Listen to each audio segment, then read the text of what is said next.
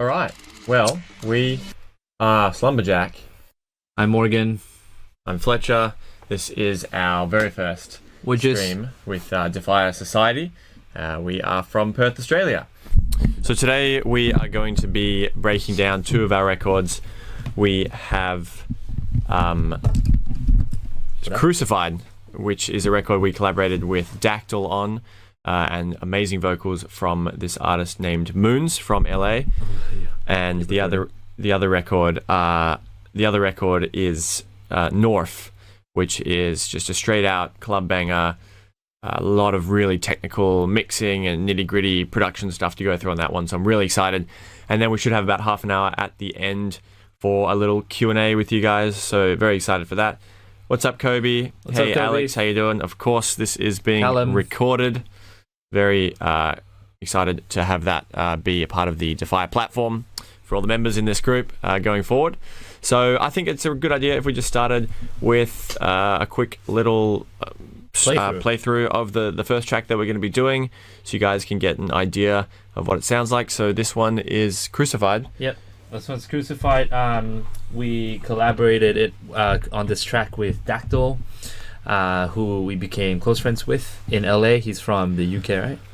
And the singer is Moons. Also a good friend of ours. We met her 2 to 3 years ago when we first got to LA, and it wasn't until last year we decided to really jump in on a record together. All right, so let's have a full playthrough and see how it goes.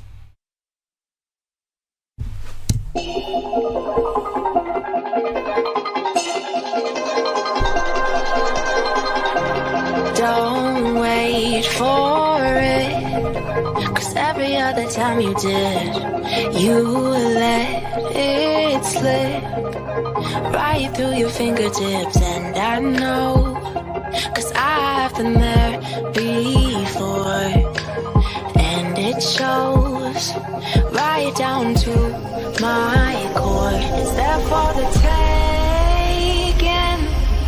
Hold my breath, tremble and shaking. No fear left, 'cause I'm behind 100 times, and all I find is crucified. 'Cause I've been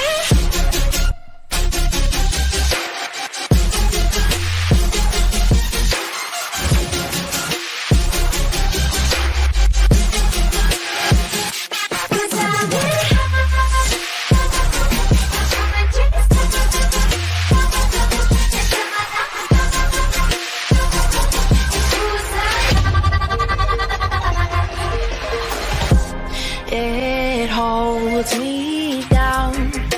The doubt I had for all of it, I see it now. It's closer than it's ever been, but don't take long. It could be good this time. We're not too far gone. We haven't crossed the borderline. It's there for the taking. Hold my breath, tremble and shaking.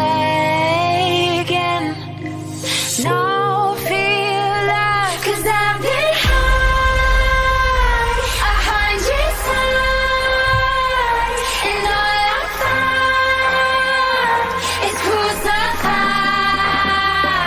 'Cause I'm behind 100 times, and all I find is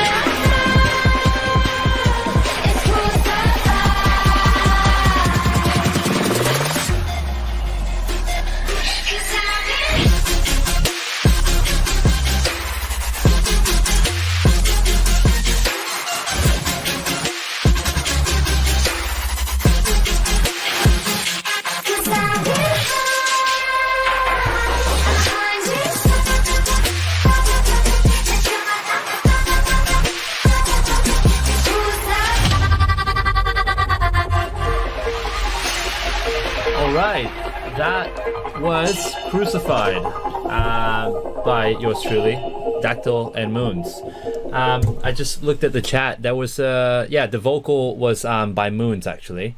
So This came out, I think, earlier this year. Yeah, it came out actually at the end of last year, but it was on the Black and Blue EP, which dropped this year.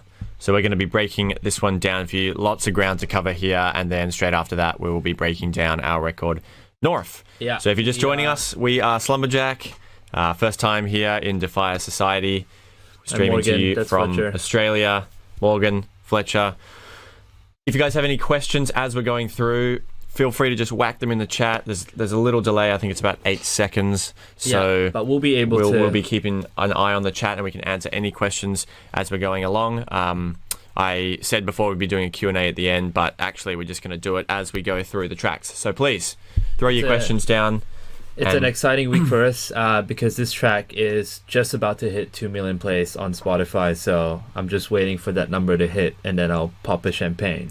Yes, everyone go stream it. Everyone go stream it after this. Right. Okay. So the first thing we kind of want to bring up here.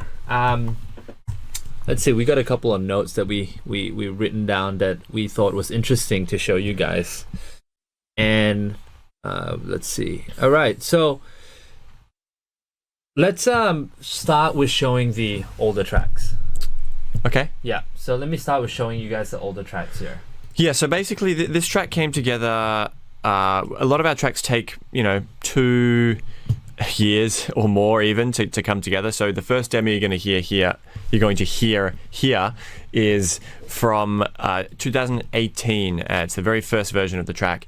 And what basically the way this came together, just to preface this as well, so we have 2 types of advice, or like 2 types of things that we like to talk about when we're doing track breakdowns. So the first is going to be make your music stand out, get more views, and way more engagement. Bring your music to life. Get Music Visualizer in every format, even for social media. Get started today. The link is in the description.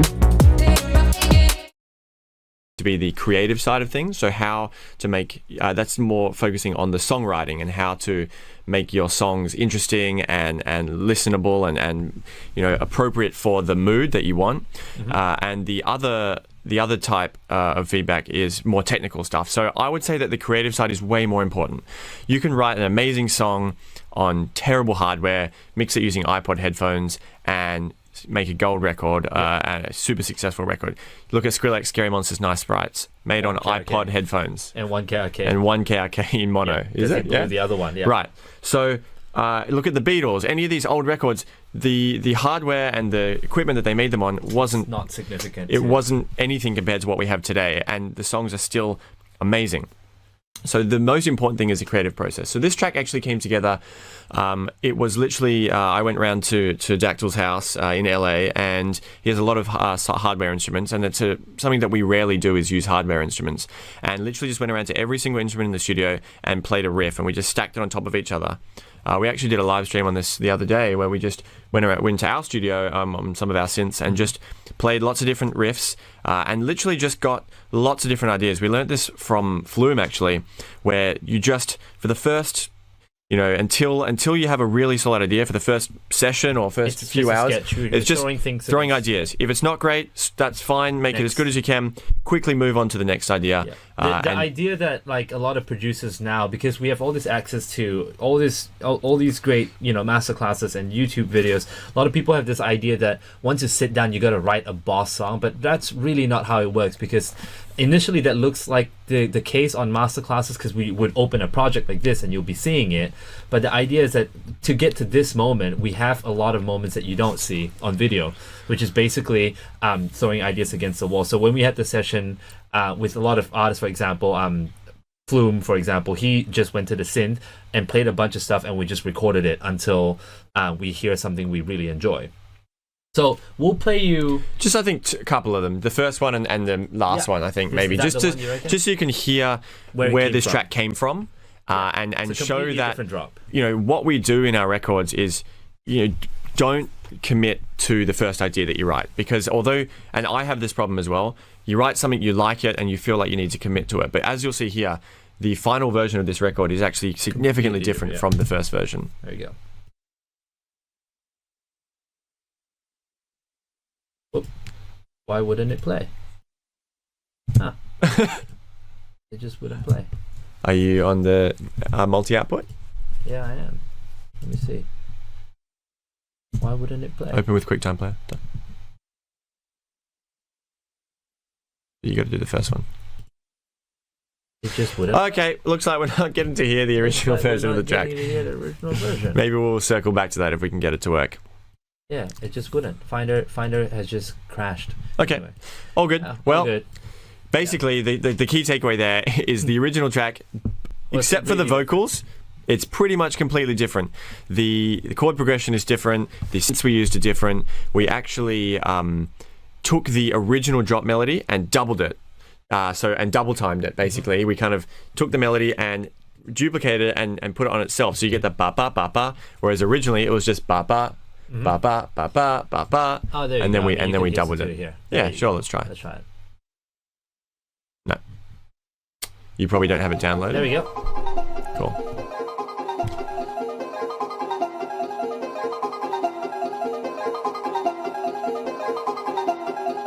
It's also really mono. This is on the actual keyboard, actual piano, sorry.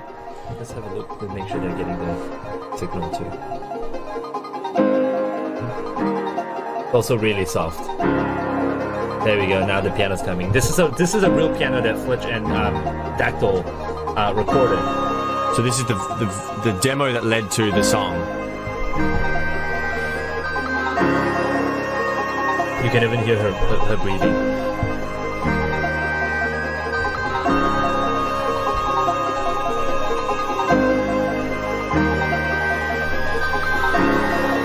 There was no verse recorded at this point either. So the only thing we have at the moment when this was written was the vocal.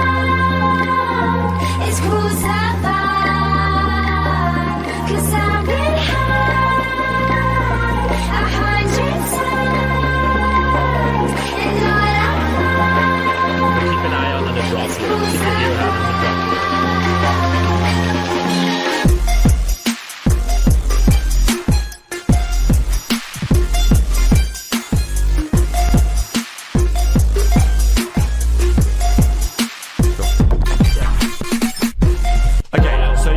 There we go.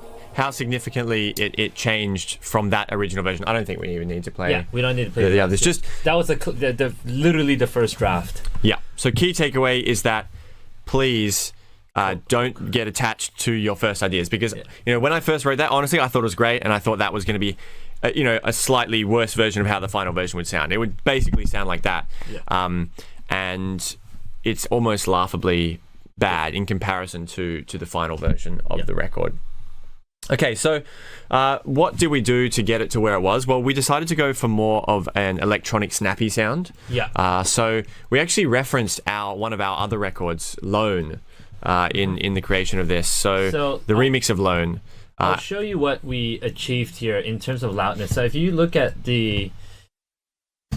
I wanted to sound loud with dynamics. So Fletch and I are not proponents of the loudness war, but we still do agree that loudness is important when you're playing your song on Spotify or when you're performing it. So when your song comes after another super squash song, you want it to feel like it doesn't sound like a demo. It sounds just as loud as a professionally mastered track. So the reference here was, as you can see, I've set my Pro L to detect that negative 14 LUFS, but we're actually hitting at -6 or 7, which means it's about more than double the Spotify recommended loudness. There isn't a way to hear the difference here, but you can go to this website called the loudnesspenalty.com to test whether your track is going to be what's going to sound good on stream or not. But for the sake of this, let's just assume we're going to go really loud. But how do we get a future bass sol chord sounding track to sound as loud as a bass heavy track, for example? So the idea is that we've written the drop with breaks in mind. So it's like a call and answer, not call and answer. There's space for the snare. So I can't show you Lone because obviously this is not on Spotify here, but I'll show you. So the drop is this. I'll play just the drop chords for you to listen to.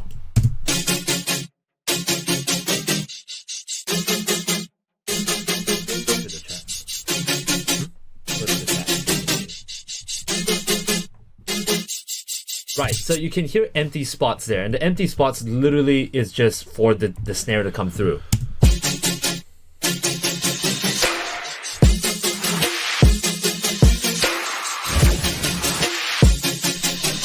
So if you go back and listen to most of our records, we actually tend to cut everything on the snare pretty much for all of our records. And what and that's like a writing decision, not like the sounds going and we gate it or we sidechain it. We actually do we plan the rhythm and plan the melody so that things cut on the snare. And what that gives you is this really big wall of power. But then when the snare hits, it's just the snare, and you almost get this negative space. So you've probably heard of playing with negative space in like painting and stuff. We do that with music. So you get a lot of loudness, but because there's that empty negative space, it creates dynamics and it creates a comparison. So it makes the louder parts feel louder and punchier in comparison. Because and the next time the chord hits, it feels like it's constantly hitting you. Like if you're getting just one sound that's played out the whole time, eventually your ears are gonna get accustomed to it. It's not gonna feel loud anymore. So giving you the negative space is some sort of like a silence reference. Although it's not silent, it's just a different texture. We're dealing with a snare instead of a full silence right here. So it's just something completely different. So let's have a look at how we actually process the chord sound. Yeah. Also, wait, hang on. We got a question here from Cody. How do you go about using your 808s? We will show that later on. So the 808s here are quite unique in the sense that we didn't want to go just for your typical bass, literally just a sausage of 808s. We wanted it to dance with the chords. So we'll show that later on how we process that in terms of the rhythm, and then how we process it in terms of having the right sonic fullness in relative to the chords. So I'll show you how this drop chords are run. So very basic first. We got a typical edited cymatics chord preset here, just on Serum. So, and we also used a little pitch automation within the clip here to create some sort of a movement. So basically, because we've got lots of different layers, if some of the layers are pitch bending differently to the other layers, you get kind of like a detuned sound, which just adds interest and fatness to the sound. And then the second layer, just as like a mid-body type thing. So you can see it's peaking here at about 100. Most of it's coming from here. Now, sometimes as we started producing future bass a while ago, we started to understand the benefits of noise. So instead, we used to use white noise. We just pull up a silent and have like a white noise oscillator running in conjunction with the LFO. But this time we decided to shape it ourselves using it's even like it's a vengeance crash, and basically try to shape it just using the fades here. So together, they sound like this. But without it, it's not bad, but it didn't have that organic, lively texture, that sparkle that we needed. That doesn't sound too synthetic. So that was the first layer. Then the body came from a basic cashmere brass as well, but this time we also only took the mids, none of the top end, because we discovered that when we layered it, it sounded even fuller because, again, it's an organic instrument. Again, with negative space, have a look at what we did here with using a utility. We cut it out completely. So this is volume automation. So we're not even using sidechain. We're literally manually drawing in the volume here. Mm-hmm. So that one would give us the space for the snare to come through. All right. The volume shaper too, this is also running the same shape as the chords, so they move as one unit. So that the illusion is that is coming from one source. Now, the common misconception about future bass is that once you design a great saw chord, hyper saw, your job is done. But I feel like what happens there, it then lacks a lot of mid definition, or at least some sort of a backbone to the actual melody that you're trying to convey. So right now you can hear the melody because technically that's a top note this stack here. It's not even a triad really. It's just an interval, except for the last bit. We just copied that and use another sound to sort of bring your ear to the melody. So this one here, you can hear it's not a great sound by itself.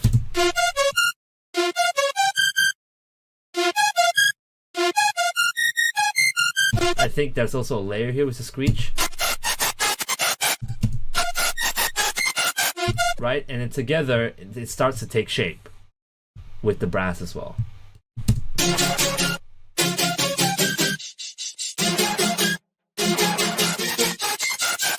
And that glitchy part is only just to create ear candy. So you're not going to hear it as clearly when the whole track is being played as one, but all you're going to hear is it's adding movement that you're not very conscious about, but it just almost ties off this bar, and then we are moving on to the next bar. And then the final layer, we have this one too. So I'm going to solo that for you to hear it. Alright, so the interesting thing about this part here is we use reverb as some sort of like a filler. So this is it. This is the automation. So we just have the dry wet and the drive linked to the macro knob, and we just automate it in that sense. So it feels like the chord keeps moving, but it's not technically. Just play that to listen. Yeah.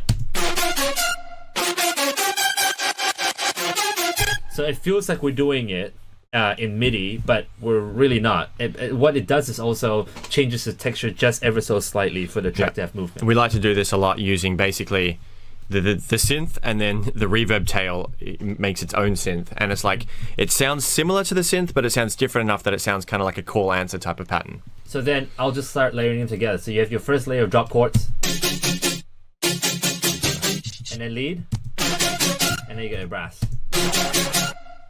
Right? You can see we're just kind of painting the frequency spectrum there, and you should do this for any sound that you want to take up. You know, the primary focus is that you paint the spectrum. You know, there's going to be a bass layer as well that we need to look at. Okay, so the bass layer now, so this, we usually layer our subs this way. So I'll just give you an example. I'll quickly go down here and sort of explain. I'm sure most of you here will know about it, but we'll just quickly go over the idea of bass harmonics. So let's just go down here real quick. All right, so we don't really use massive N anymore, but give you an example. We have 3 oscillators here. For example, if we're going to let this play through, hope you guys are all on headphones, and this is the key of F, but we're going to play with a sine. Is that it? Yeah, good. Okay. We're going to play on a sine wave right here. So all you hear is a very clean. Right, so I'm going to make it lower. There we go. So we're getting the sub-region now. Now, what we like to do, like Fletcher and I prefer to do, is instead of distorting it first, because distortion sometimes introduce artifacts that you may not be able to control, and you're going to have to clean it up post-EQ or compressing later on. I just like to bring out my own harmonics here. So an octave up, and I'll dial it in. And as you can see in the EQ8 here, bring it up to large. Yeah. So as I bring this amp up, we're starting to introduce harmonics. So the thing about tone, when people talk about subtone, this is basically what they're talking about, the relationship between the first fundamental harmonics, the second, and now we're going to introduce the third. And for the third, I like to have it a fifth off the second octave. So if you want to memorize it, it's just literally 0, 12, 19. So what we can do here, because we're working with pure sine waves out of massive, is we're literally just painting the frequency spectrum to sound exactly how we like in the bass. Without distortion. Yeah. Yeah. And only later you choose to have distortion. Well, even with distortion, we do that in a very controlled way, because on each oscillator, we use massive's sine triangle waveform. Yeah. So what that allows us to do is shift each of those harmonics from a sine wave to a little bit of a triangle. So basically, when you look at a waveform, any kind of sharp edge is going to add a higher harmonic. So a sine wave is basically the roundest and purest you can get. It's just a single frequency.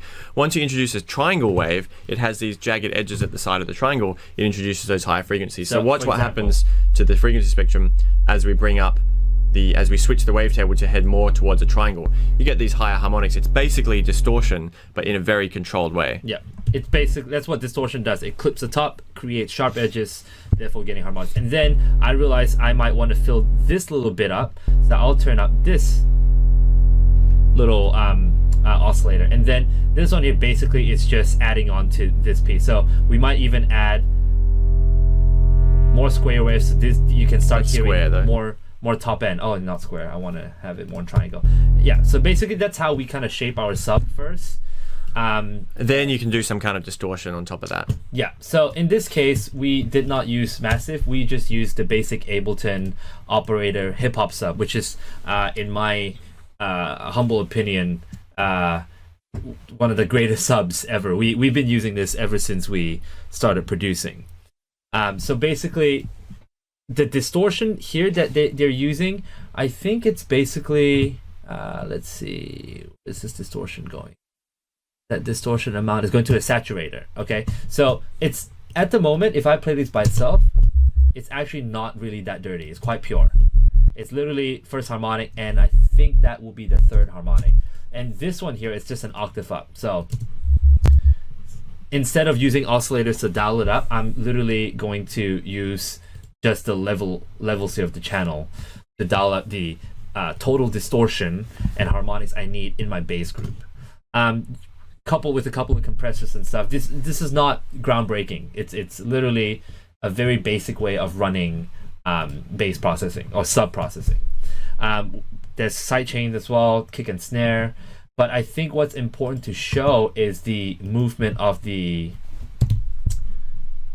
volume shaper. So this is also moving at the same rate as the chords. So they move as a unit. So without the volume shaper, it sounds just...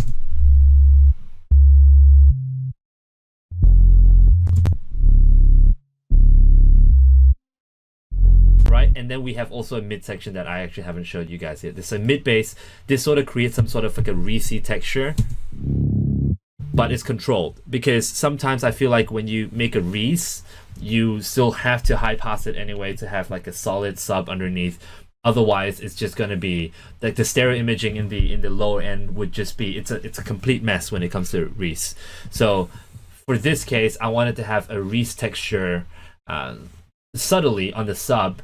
So I'll just introduce that, cut the important frequencies so the vocals can come through, or the lead can come through, cut on the highs, cut the lows, and then layer that together with my sub. And you see it's not coming in all the time. It's only coming in sporadically on first and second beat, but not on the middle, like an upbeat.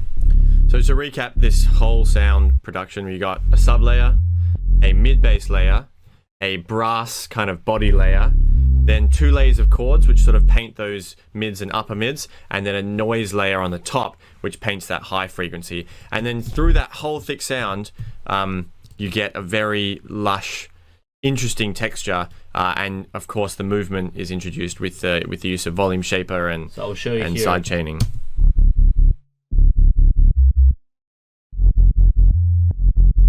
So on some notes, the volume shaper is turned off.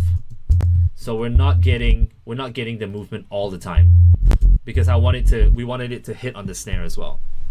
All right, so let's play that. So that's basically how we do our drops. We usually have lots of ideas when we're writing, and eventually it becomes really, really simple. We could show the... You want to talk about the vocal processing real quick? Yeah, we'll talk about the vocal processing. The drums, if you guys want to look at the drums, let us know in the chat. We'll show you how we do our drums. But again, the focus of this particular track wasn't a marvel in sonic engineering. It was more, how do we marry bass, future bass, EDM, and pop together while still creating... to make it sound as special as we can, that we're comfortable in putting out. We'll show you the vocals. So speaking of pop, when it comes to doing vocals, usually in dance music, it's always drowned in reverb. That's what we have grown accustomed to. But we have hung out with other producers a I would say, tenure in LA when we lived in LA. And we realized lots of vocals are processed pretty dry. So I'll give you, to show you how that is an example, have a listen to the verse here. I'll just solo that. Don't wait for it. All right. So the vocal, the verse, the verb that you're hearing is being sent and then being sidechained to the dry signal. So if I take that away, there's nothing else. It's very simple. There's no double verb. There is no using Valhalla Supermassive just to create spaces. The space is created later on. We wanted the contrast of dry, and then when the drop hits, everything sounds huge. Don't wait for it, 'cause every other time you did, So it's very simple. Basic CLA compression on it, and then we have a JJP vocal, tiny bit of space, just a little bit, so it doesn't sound too dry. We found the recording shows a little bit too close to the mic, so that space just kind of pushed the room a little bit bigger, but not enough for your ears to go like, oh, that's a reverb.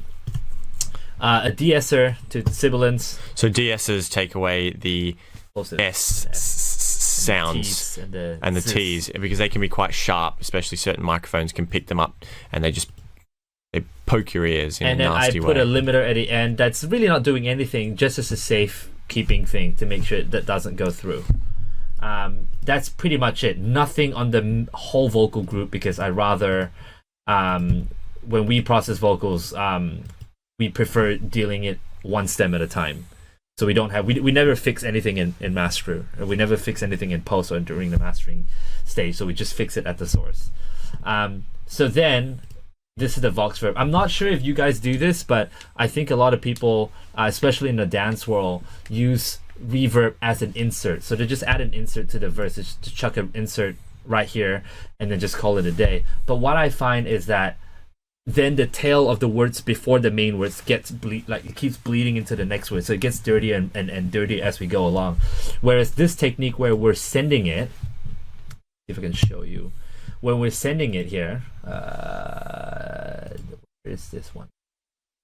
There it is. So this one here is being sent 11 dBs, negative 11 dBs to the verb channel. So if I was solo that, you just hear the verb. Don't wait for it, 'cause every other time you did. And you see it's also being sidechained to the words itself, just so when the actual singer is actually singing, you're hearing the dry, and when she stops, the reverb comes through, giving you the illusion of space but cleanliness in a mix. So that's basically how we process the vocals here.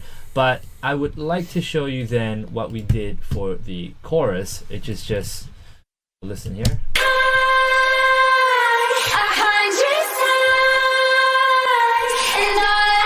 So the beauty about this is the reverb itself is actually, let me see, I think it's coming from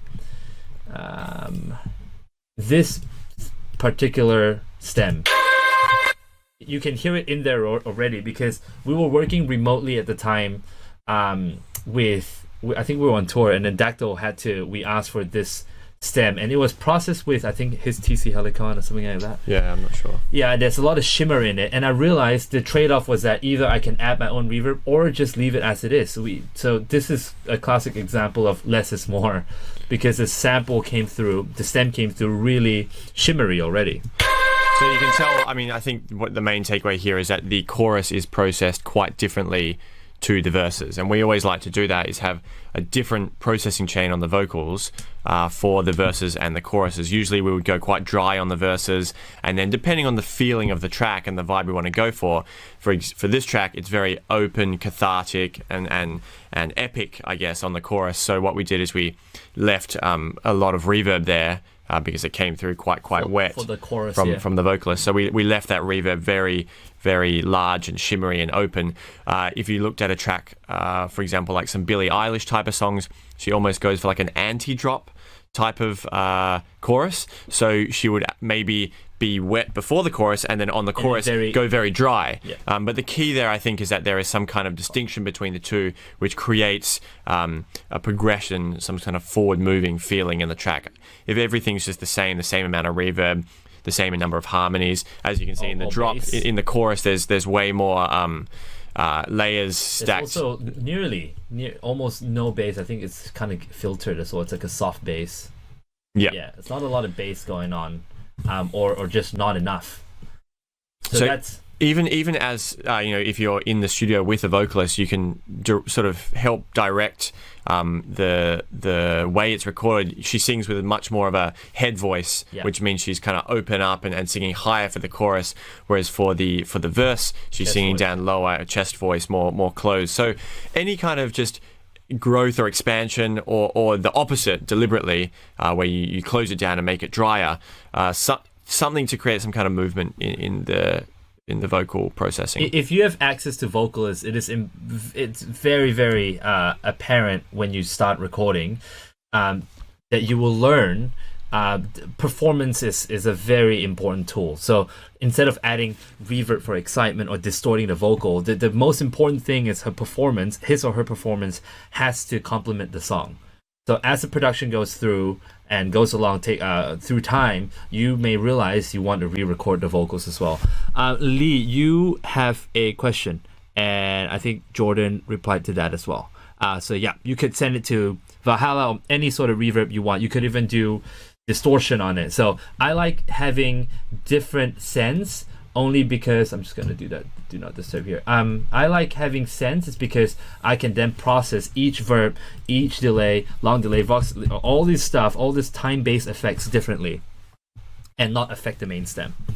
So, and I think some of you want to look at the drum group, so I'll show you the drum group here real quick. Nothing special again.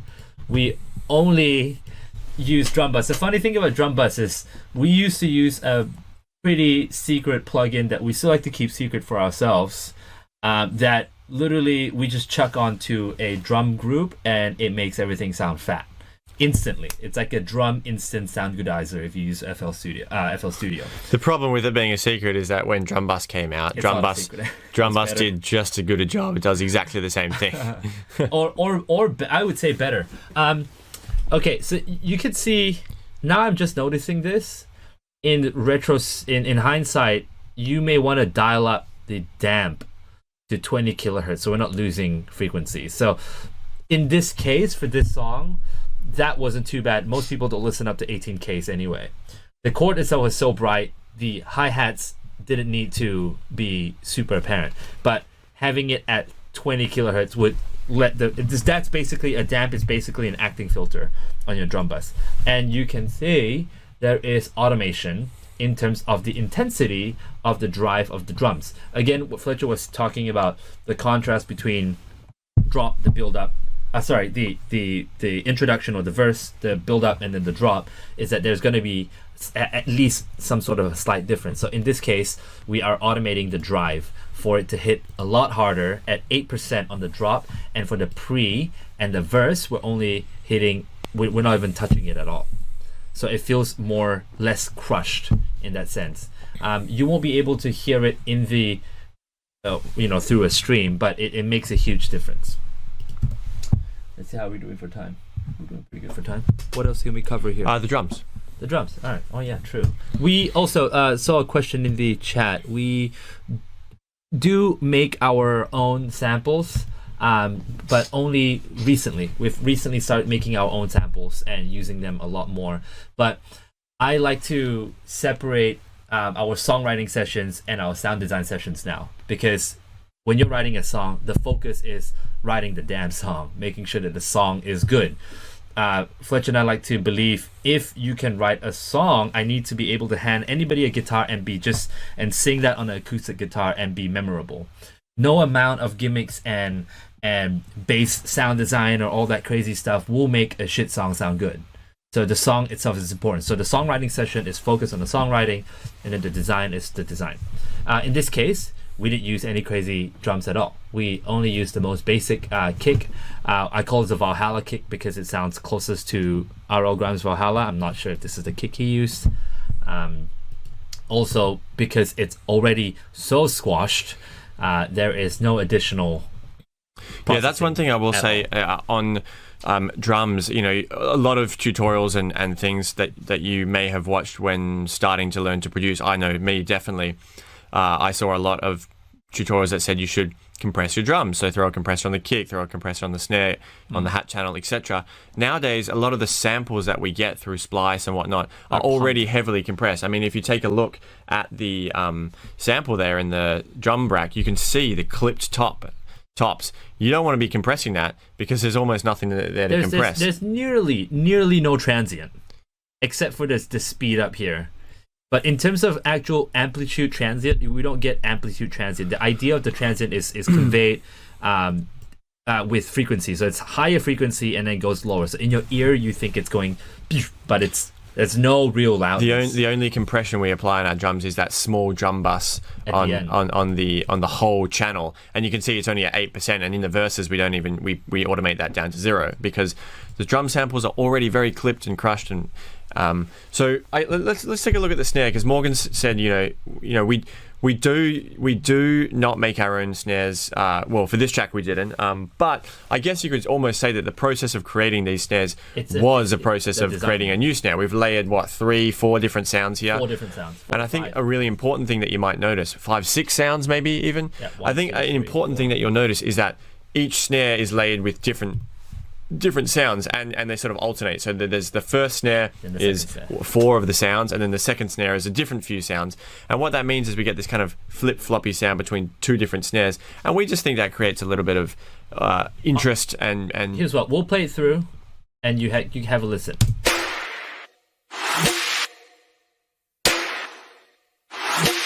So really, there's 2 main snares. The layers are fairly simple. We don't just layer snares because we layer snares on the reason that it's, again, painting the sonic canvas.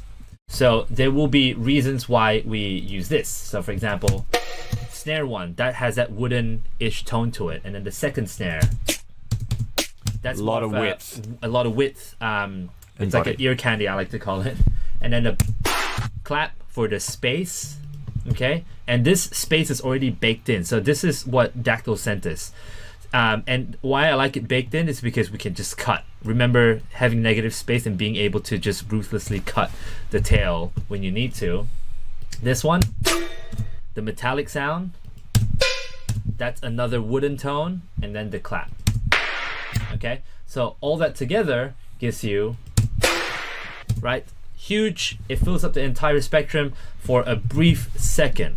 So yeah, so that snare is way bigger than any type of snare you would use on a house record, or even probably for a trap record, because the reason we can go so big with that is because you saw we cut everything else out while that snare hits, so you get this really powerful big nothing snare. Is playing for the snare.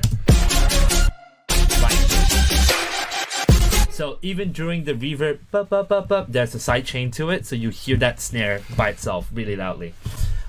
So that's how we do our snares. Even at the end here, look, we don't even compress them together. Only because if I feel like I need to glue my snares together better, I could just go in here. Oops. Sorry about that. I could just go in here and time it to make sure it glues together nicely and adjust the volume individually, because I don't need to squash anything anymore. As you can see, this snare itself is already pretty squashed. There isn't any sort of loudness that you would see in a typical recorded snare, because that is what a typical recorded snare would look like. There will be a transient in the beginning, but because this is dance music, most of our samples are already squashed. Another little trick we like to use, which some of you may have seen before, is these kind of like reverses that lead up to every 3rd snare or every 4th snare or something. You can see in the turquoise at the top there's like a little, just play that, Morgs, you'll hear in solo perhaps. Solo that. So you kind of get this whoosh, bah sound. And it just, I find it adds more power to certain snares that you can choose, because it's kind of like a riser to that snare. Yeah. And I actually learned that trick off listening to old Deadmau5 records, and then we kind of applied it to EDM. Speaking of Deadmau5, the idea that we don't compress our kicks anymore, it's I think Deadmau5 also attests to this, and a lot of mixing engineers would as well. The idea that you put compressor on a kick or drums is because back in the day when you're recording, the drummer might play the first and the second or the third and all the snares just a little bit differently in terms of loudness because we are only human, and same as the kick. But when you're dealing in a digital world, you don't have to compress these because they are playing the exact same Make your music stand out, get more views, and way more engagement. Bring your music to life. Get Music Visualizer in every format, even for social media. Get started today. The link is in the description.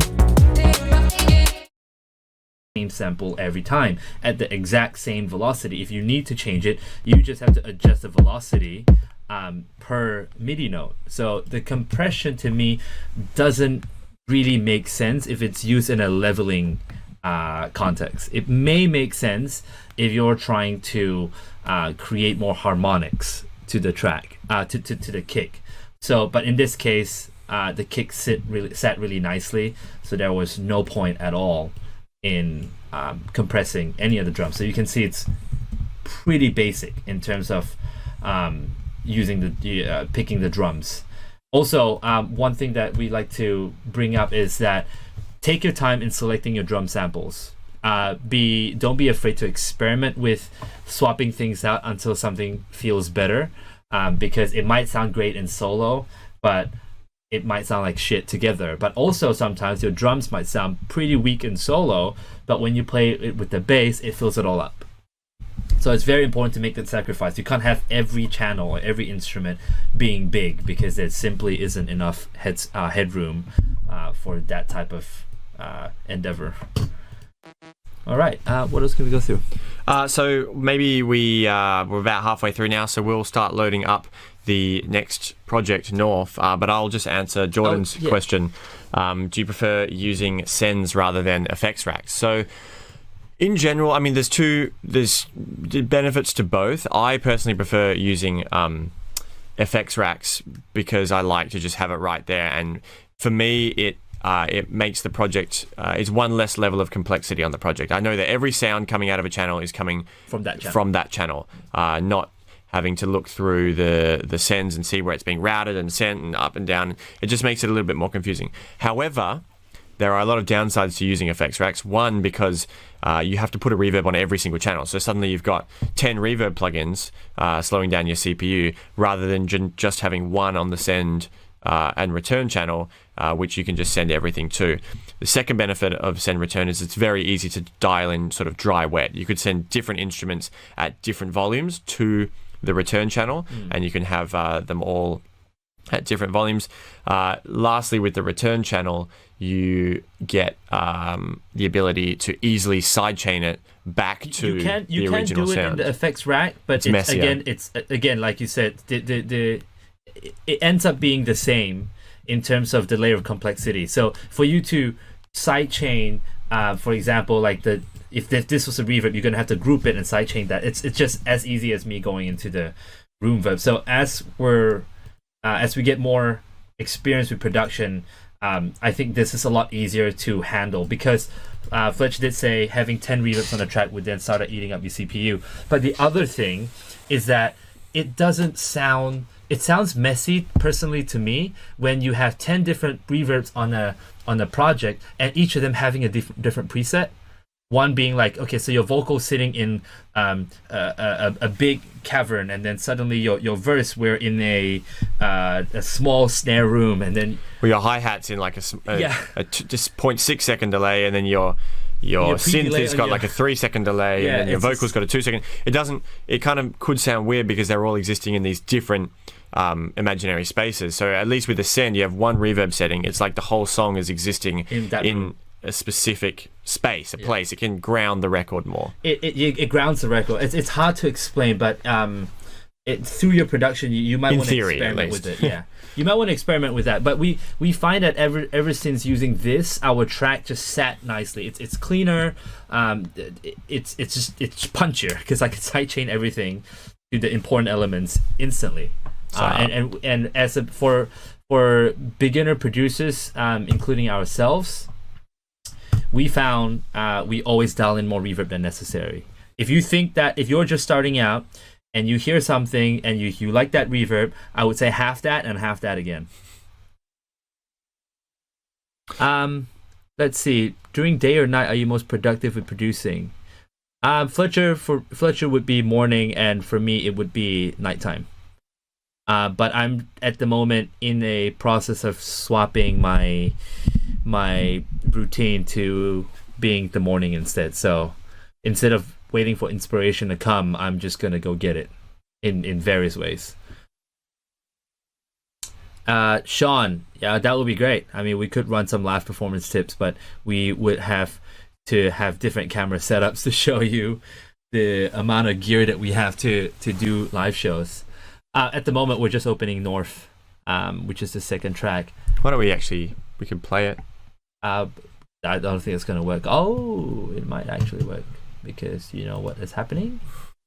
It's because Finder is shut to bed. Let's see. Do. Nope. Hates me. It hates me. Put it. Oh, we'll just have to play it in Ableton then. What is going on? Yep. So as you can see, this goes back to CPU power. Yeah, our projects draw a lot of CPU power, and so like this is a very simple pop song, really, Crucified, and it's already running at 103 pretty intense channels. It's especially in terms of the type of plugins we use.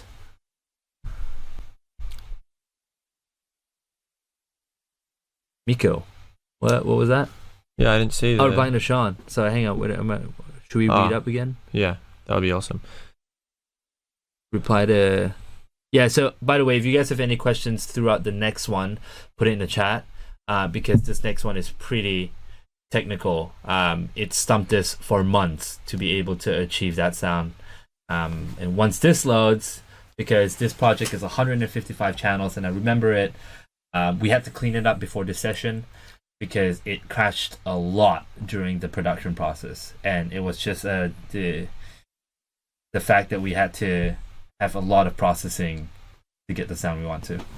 Do we do one-on-one production lessons? That's actually something we're thinking. We're gonna think about doing. I think it's a good time to share knowledge and spread knowledge, especially when a lot of people are you got more time to be at home producing now with the quarantine restrictions. So definitely thinking about doing some of that. Yep. Can you touch on not waiting for inspiration to strike and just getting after it? Some more creative blocks are obviously a universal issue for producers.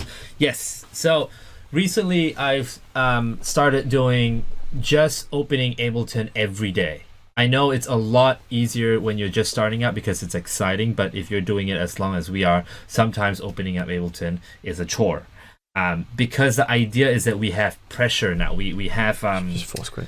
Sorry? Should we just force quit and start again? Sorry. Yeah, I guess we can do that. It feels like it's not gonna open. Okay. Yeah. Hang on, just give us a second here. Let me just force quit this. Yeah. So what Morgan was saying, basically, I mean, Kanye said this as well. 5 beats a day, right? Mm-hmm. So just opening Ableton and getting something done. Even like a lot of the greatest, some of the best stuff I've written in the past little while happened just because I was like, okay, I'll open it up and just grind for a couple of hours. And a lot of the time, you feel like you're pushing up against a wall and you're not getting anything out, and that's fine. But then the next session, you might start with that rubbish that you came up with the session before, and that might lead you to what ends up becoming the song. And you wouldn't have got there if you didn't do the rubbish first. You couldn't have just skipped the step. So I had a track last week which I worked on, which I came into the studio, sat here I just only had a little bit of time, came in for 2 hours and kind of wrote out an idea, and it wasn't very good. And I went home thinking, oh well, I got an idea, but it wasn't great. And then that next afternoon I forced myself another 2 hours, and I took that bad idea and just one little idea came out, and I ran with it, and then that ended up becoming basically a full song, which me and Morgs worked on this week. So yeah, what I think, just forcing yourself to do it, you have to put in the bad hours to get the good hours out. Yeah, it's again, like I said, with people starting out, the idea that you want to sit down and finish a song and be such a perfectionist is hardly conducive for your brain to start with, because our brain needs momentum. You can't just present, here's a, like, if I were to ask you to sit down and write a song now under pressure, that is just simply not going to happen.